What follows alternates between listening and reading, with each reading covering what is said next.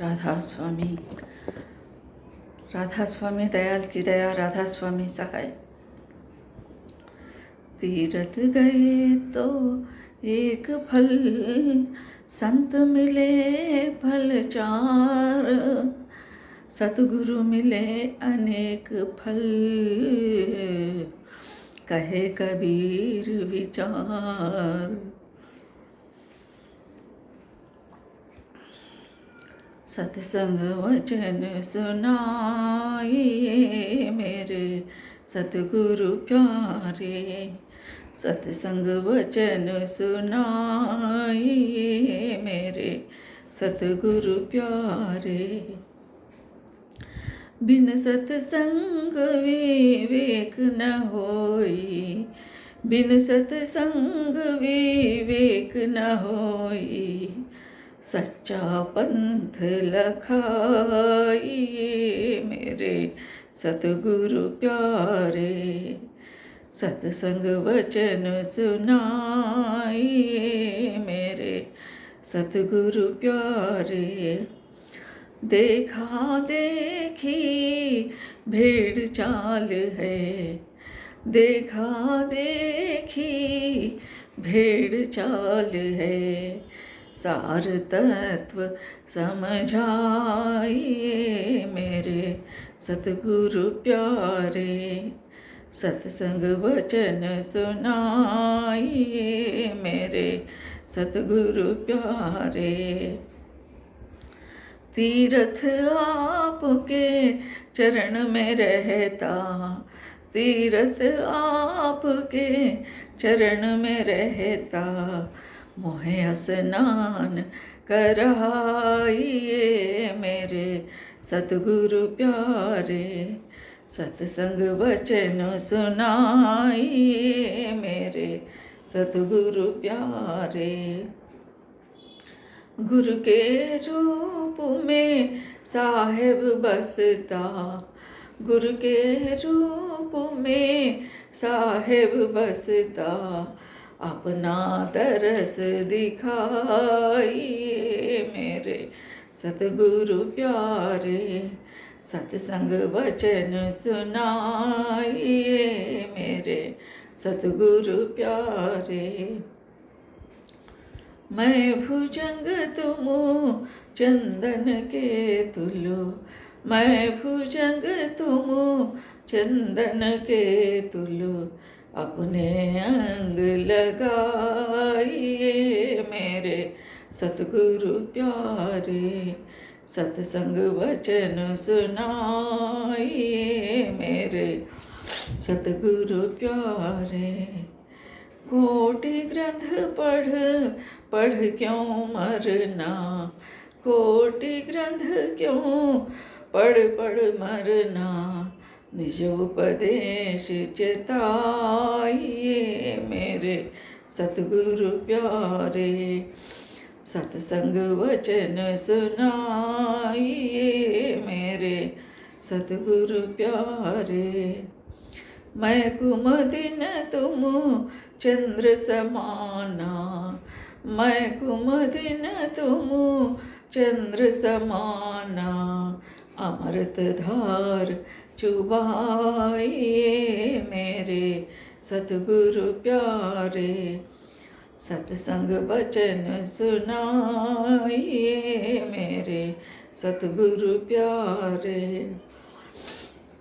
तुम नौका मई लोह कठिन हो, तुम नौका मई लोह कठिन हो, भवनिधि सहज तराइए मेरे सतगुरु प्यारे, सत्संग वचन सुनाइए मेरे सतगुरु प्यारे। राधा स्वामी अपनी दया से, राधा स्वामी अपनी दया से, भरम विकार नसाइए मेरे सतगुरु प्यारे, सत्संग वचन सुनाइए मेरे सतगुरु प्यारे, सत्संग वचन सुनाइए मेरे सतगुरु प्यारे। राधा स्वामी दयाल की दया, राधा स्वामी सहाय। दाता दयाल जी महाराज फरमा रहे हैं और अपने सद्गुरु से प्रार्थना कर रहे हैं। एक शिष्य अपने गुरु से प्रार्थना कर रहे हैं, हमारी आत्मा जो है परमात्मा से प्रार्थना कर रहे हैं। दाता दयाल जी महाराज हुजूर राय सालिग्राम महाराज से प्रार्थना कर रहे हैं कि सत्संग वचन सुनाइए। सत्संग वचन सुनाने के लिए प्रार्थना कर रहे हैं। क्यों सत्संग वचन सुनाने के लिए ये प्रार्थना है? अपने सद्गुरु से प्रार्थना कर, अपने सद्गुरु प्रियतम अति प्रिय सद्गुरु से विनम्र विनती है कि सत्संग वचन सुनाइए। सत्संग बिन सत्संग विवेक न हुई, राम कृपा बिन सुलभ न सोई। सत्संग नहीं मिला तो हमें ज्ञान ही नहीं मिलेगा, हमें जाने का रास्ता ही नहीं खुलेगा। और दैनिक जीवन में कैसा व्यवहार करना, इसके बाद के जीवन में हमारी राह कैसे है, क्या है, कैसे जाना है, ये सब सत्संग के ज़रिए से हमें सद्गुरु बताते हैं।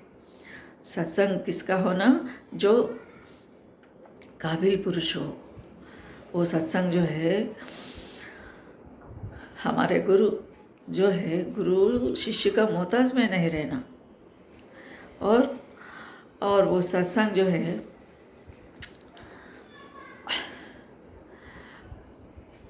क्योंकि वो सत्संग देने वाले गुरु शिष्य के मोहताज में अगर रहा तो वो क्या तुम्हें अब हमें क्या बख्शेगा।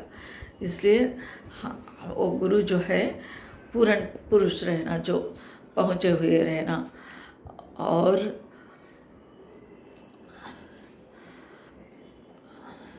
बिन सत्संग विवेक न आए।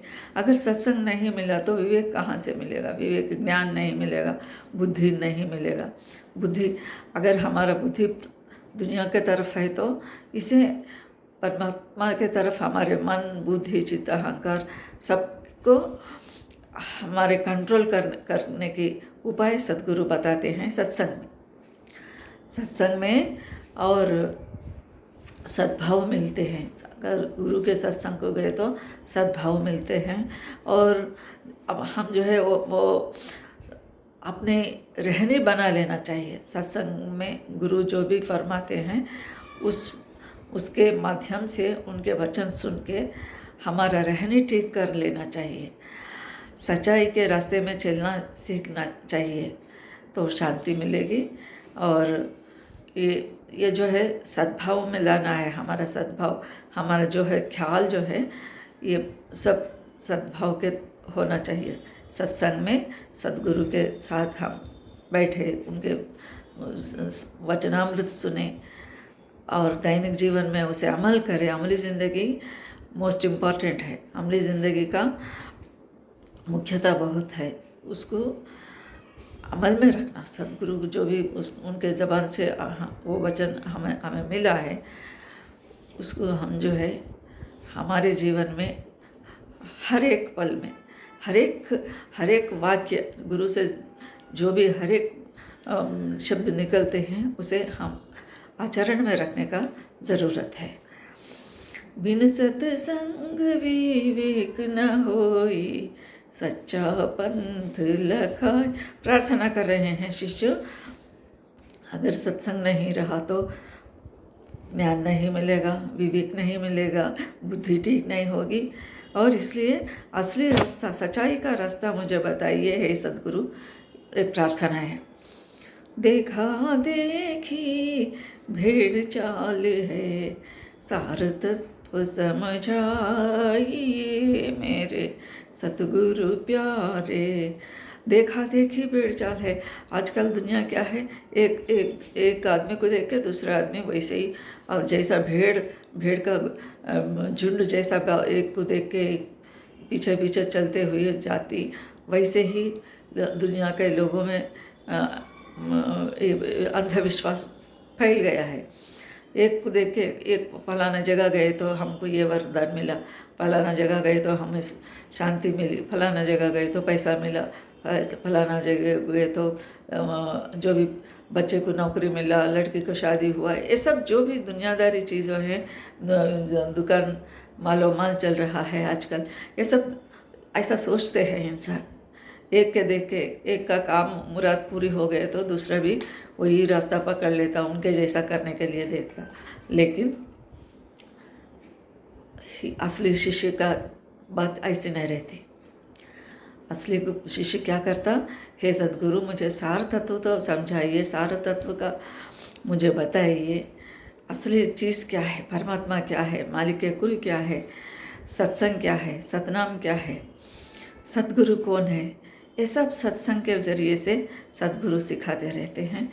वो उसको समझाने के लिए शिष्य प्रार्थना कर रहे हैं इस शब्द में, तीर्थ आपके चरण में रहता मोहे स्नान। तीर्थ आपके चरणों में, तीर्थ यात्रा मतलब ये जो भी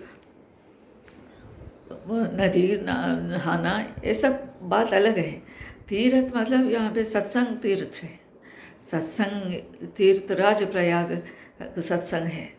सत्संग में ही गंगा यमुना सरस्वती का त्रिधारा बहती है सत्संग में, और उसमें आपके चरणों में रहता, चरण है हम गुरु के चरण है। प्रकाश महाराज हमेशा बताते रहते हैं, सद्गुरु महाराज गुरु के चरण है प्रकाश, वो प्रकाश की झील में मुझे नहाने मोहे स्नान कराइए, मुझे स्नान कराइए। किसमें स्नान कराइए, बाहरी जो है चरणामृत में नहाने का मुझे पवित्र करो बोलकर एक तरफ एक अर्थ होता, दूसरे क्या है, वो प्रकाश के झील में मुझे नहाइए, मुझे नहाने की मौका दीजिए। मुझे वो प्रकाश का धार जो है गिर रही है ऊपर से, या प्रकाश है इर्द गिर्द चारों ओर, मेरे अंतर में, बाहर में, कहीं भी वो प्रकाश के सिवा और कुछ नहीं रहना।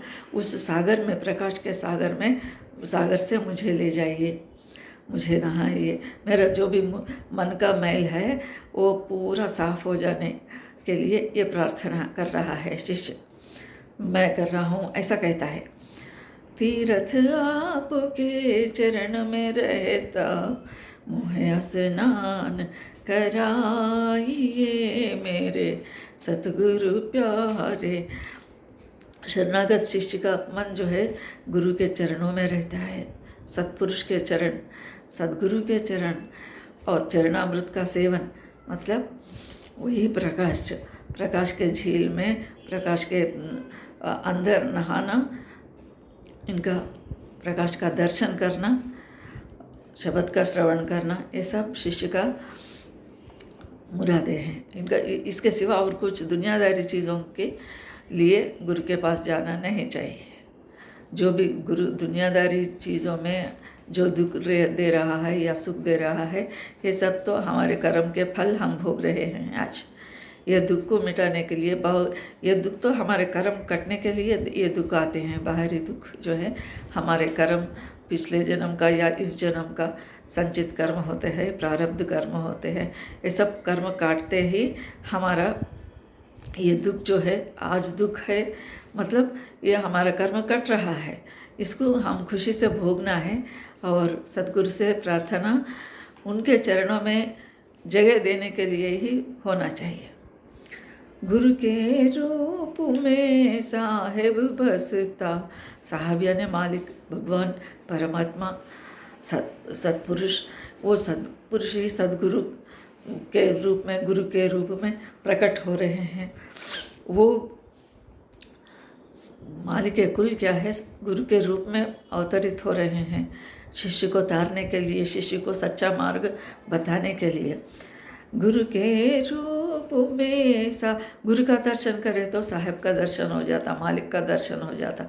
मालिक ही गुरु के रूप में आ रहे हैं, इसलिए गुरु के चरण हम दृढ़ पकड़ना चाहिए, तो गुरु ही मालिक के तरफ हमें ले जाते हैं।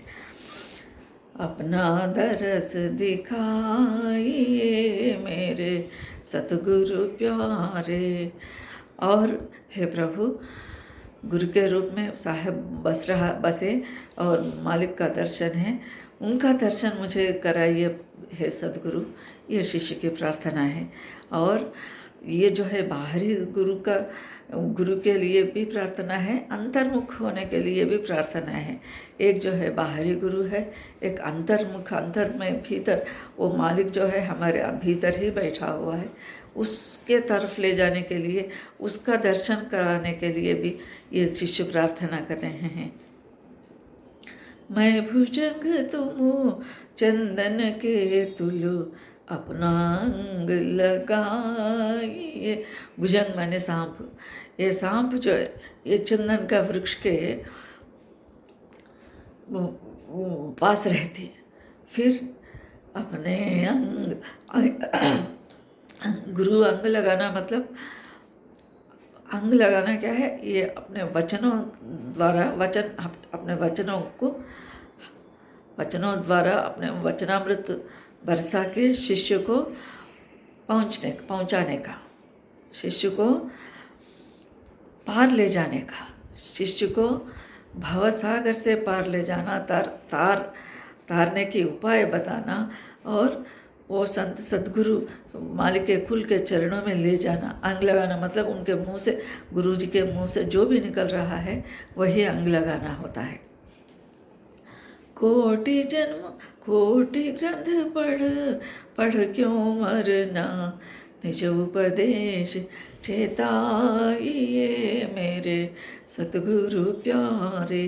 कोटि ग्रंथ पढ़ क्यों मरना, क्यों किताबें बहुत सारे हैं, वो रामायण हो, गीता हो और कुछ श्रीमद् भागवत हो, जो भी हो, सभी अच्छे हैं, सभी अच्छे ग्रंथ हैं। सभी पुस्तकों में हमको जीने की रास्ता बताते हैं, अच्छी बात बताते हैं, लेकिन हम अमल नहीं करते। पढ़कर क्या फ़ायदा? पुस्तकें एक जने मैं इतने बार पढ़ा हूँ, 50 बार गीता का पारायण करा हूँ, ये करा हूँ, वो करा हूँ, वो सच्ची बात है। वो इंसान को, वो शुभ कर्म है, इंसान को लाभ देने वाले हैं। लेकिन वो जो है निज उपदेश कौन देना? सतगुरु इंसान के रूप में हमारे आगे ठहर के, क्योंकि इंसान को इंसान ही गुरु बन सकते हैं और पक्षी को पक्षी ही गुरु बन सकते हैं। इसलिए तो कागभशुंडी के लिए गरुड़ जब प्रार्थना करे तो कागभशुंडी के लिए राय दिया गया। वो गरुड़ जो है मोह में आकर ब्रह्मा के पास जाता, विष्णु के पास जाता, शिव जी के पास जाता, लेकिन सभी लोग उनको कागभशुंडी के सत्संग में भिजाते हैं। क्यों? पक्षी के गुरु पक्षी ही होते हैं, ऐसे ही आदमी के गुरु आदमी ही होना चाहिए, मनुष्य का गुरु मनुष्य ही होना चाहिए। इसलिए क्यों? निज उपदेश यानी मालिक के तक पहुंचने का असली रास्ता, सच्चा पंथ वो सद्गुरु ही बताते हैं। इसलिए निज उपदेश देने के लिए हे प्रभु, हे सद्गुरु, निज उपदेश चेताइए, मुझे सच्चा पंथ लखाओ, ये बोलकर शिष्य प्रार्थना करते हैं। मैं कुमुदिन तुम चंद्र समाना, अमृत धार चुबाइए मेरे सतगुरु प्यारे। मैं कुमुदिन, सूरज को देखे तो पद्म खिल जाता है, कमल का फूल खिलता है, सूर्य नारायण का दर्शन है। तो ऐसे ही चंद्रमा को देखे तो रात में कुमुदिन वो खिल जाता है, सूरज चले जाते ही कमल का फूल मुरझा जाता है। और ये चंद्रमा को देखे तो ये कुमुदिन वो पुष्प ये खिल जाता है। और चंद्रमा तो सूर्य सुधाकर है, वो अमृतधार गिराने वाले चंद्र। इसलिए मैं उस फूल के समान हूँ, आप चंद्र के समान होकर अमृतधार मुझे दीजिए, अमृतधार मुझे चुबाइए, अमृतधार के वर्षा कराइए। मैं क्योंकि चंद्र का दर्शन होते ही ये कुमुदिनी खिलती है। वो खिलने के बाद उसमें वो चंद्रमा का जो भी सुधाकर का वो अमृत गिरता है, वो मुझे होना, वो जो वो चांद का, ये अगर आप चांद बनकर अमृतधार गिराए तो मैं कुमुदिनी जैसा उसको ग्रहण करूँगा।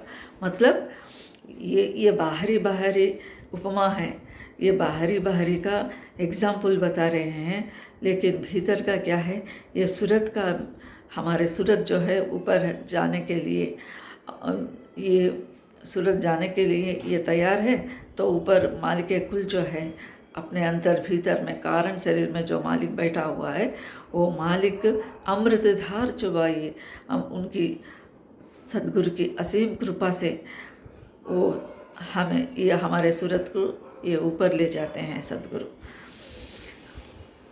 वही अमृतधार होता है हमारा। कारण शरीर से जो धार, चैतन्य शक्ति का धार नीचे आ रही है, वो भ्रूमध्य तक आके अटक गई है। इसको फिर ऊपर को उलटना, ये उलट समाना आप में बोलते कभी साहब, उल्टो, ये ऊर्ध्वमुख का रास्ता है, उल्टा मार्ग है। ये उल्टा मार्ग में जो धार, चैतन्य शक्ति की धार, सुषुम्ना के अंदर से चैतन्य शक्ति धार आ रही है, उसको उलटना है, उसको फिर ऊपर ले जाना है। फिर वो मालिक में ये धार जो है, ये सूरत है, फिर इसको उलट कर ले गए, फिर शब्द में मिला देना, वो शब्द रूपी परमात्मा में मिलाना, यही है सूरत शब्द का योग। तुम नौका मई लोह कठिन हो, भवनिधि सहज तराइए मेरे सतगुरु प्यारे। तुम नौका, मैं लोहा कठिन हूँ। मैं जो है लोहा कठिन, जो गट्ठ रहता, और तुम नौका है, नौका में बैठे, अगर नौका में बैठे तो ही दूसरा तट पर हम पहुँच सकते हैं। और हे सद्गुरु, आप नौका बनकर आप मुझे भवनिधि, ये भवसागर के पार ले जाइए। भवनिधि, सहज, सहज का शब्द उपयोग कर रहे हैं दादा, सहज ही, जोर ज़बरदस्ती की बात नहीं, सहज मुझे तराइए हे सद्गुरु। तुम नौका मैं लोह मैं कठिन हूँ, क्यों नरम बनना चाहिए, कोमल चित्त दया मन धारो, फिर परमार्थ के खोज लगाना, बोलते स्वामी जी महाराज। कोमल चित्त दया मंत्र, इस मार्ग में लोह के जैसा कठिन रहा तो नहीं चलेगा।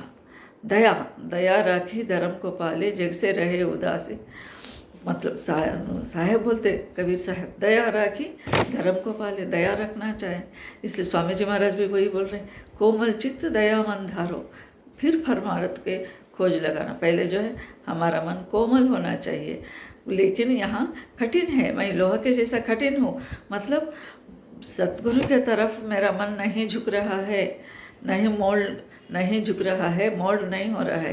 किधर है? दुनिया के तरफ है। सब दुनिया में जो भी कष्ट आता है, सुख आता है, दुख आता है, सब इसी के चक्कर में हम भंवर गुफा में जैसा पढ़ के फिर के उसमें गिर के मरते हैं इंसान, वैसा हो रहा है। परमात्मा के तरफ क्या है कि लोह घट बैठ गए हम, बट न दया है, कृपा है इंसान में, इसलिए वो ये एग्जाम्पल दिए हैं।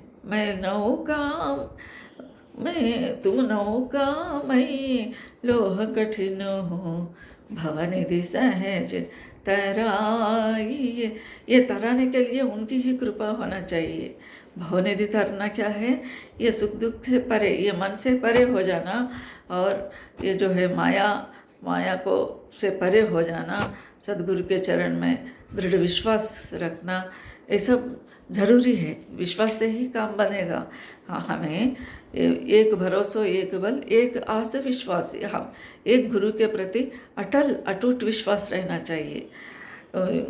हमेशा गुरु के प्रति हमारा श्रद्धा भक्ति में कमी नहीं आना चाहिए, दृढ़ रहना। राधा स्वामी अपनी दया से भरम विकार न साइए मेरे सतगुरु प्यारे।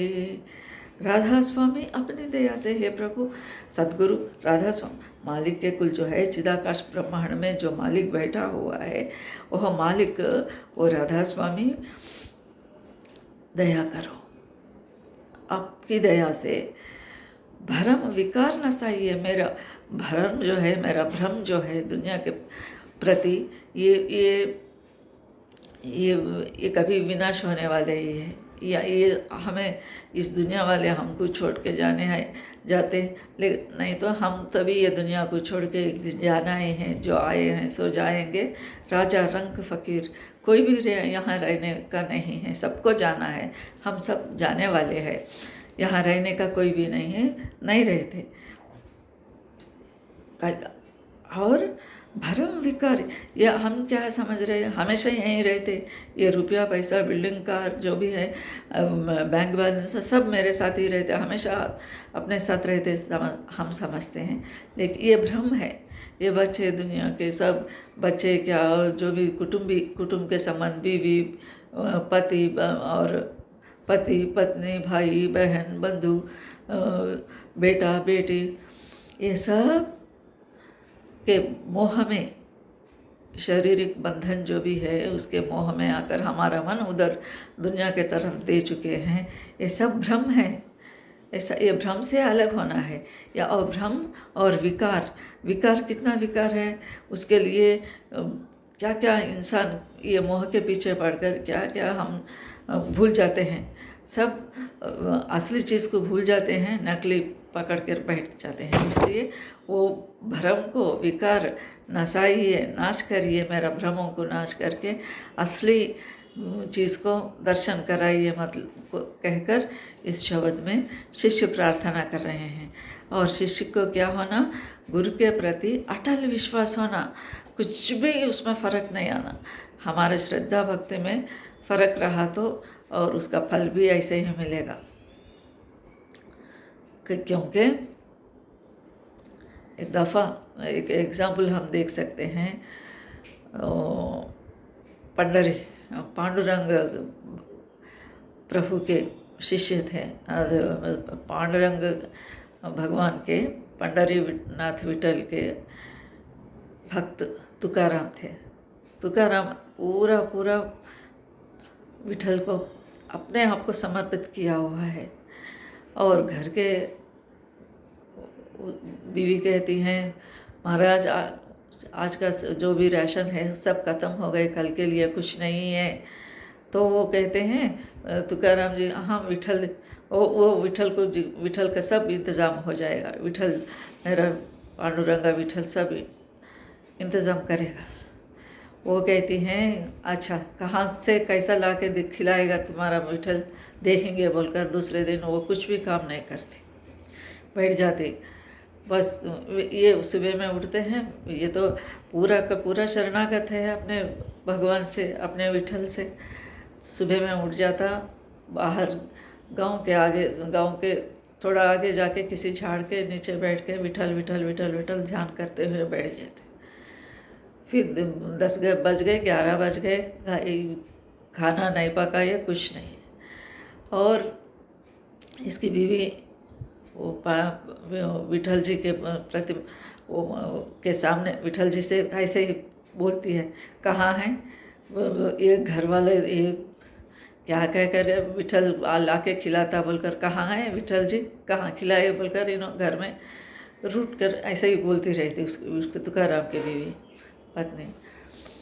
तो वहाँ विठल, पांडुरंग विठल और रुक्माबाई वो लोग क्या करते हैं, एक बूढ़ा बूढ़ी के रूप में इनके घर आते। उन लोगों को दया आ जाती है और मेरा शरणागत हो गया, मेरा भक्त मेरा ऊपर पूरा जिम्मेदारी सौंप दिया, अगर मैं इनको नहीं संभालता तो क्या होगा। इनके घर आते, दरवाज़ा खटखटाते, माई दरवाज़ा खोलो, हम राह के जाने वाले हैं, थोड़ा खाना बना के हम खा लेके चले जाते बोलकर इनके घर आके दरवाज़ा खटखटाते। वो लोग आ जाते, दोनों आके घर साफ करते, पानी ला के भरते, और वो जो बूढ़ी है वो आदमी को, उसके आदमी को बोलती, मतलब ये रुक्माबाई पांडुरंग विठल से कहती चीज़ें लाओ। वो पूरा सामान राशन लाता, चावल दाल जो भी पकाने के लिए ज़रूरी है वो सब चीज़ें लाते, तरकारी वही सब सब्जियाँ, ये खाना दोनों पकाते, खाना पकाते, वो लोग खाते। खाना वो लोग क्या करते, हम घरवाली को बुलाते हैं, खाना पक गया, आके भोग लगाइए, आप खाइए।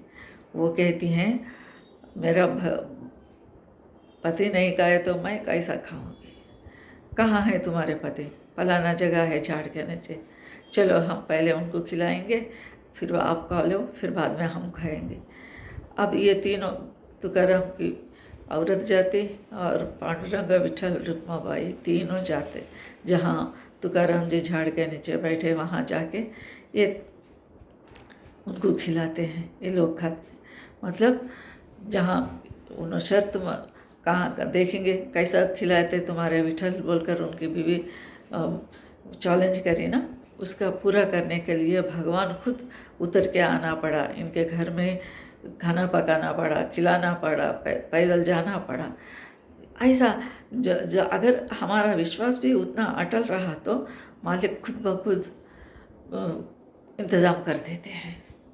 इंतज़ाम कुछ ना कुछ इंतज़ाम हो जाता है, लेकिन आज हमारा काम नहीं बन रहा है, इसका कारण कोई भी नहीं है। हमारा विश्वास में त्रुटि है, हमारा विश्वास पक्का नहीं है, हमारे विश्वास 100% नहीं है, हमारा विश्वास आधा 10% है तो 10% का ही फ़ायदा मिलेगा। इसलिए हम जो है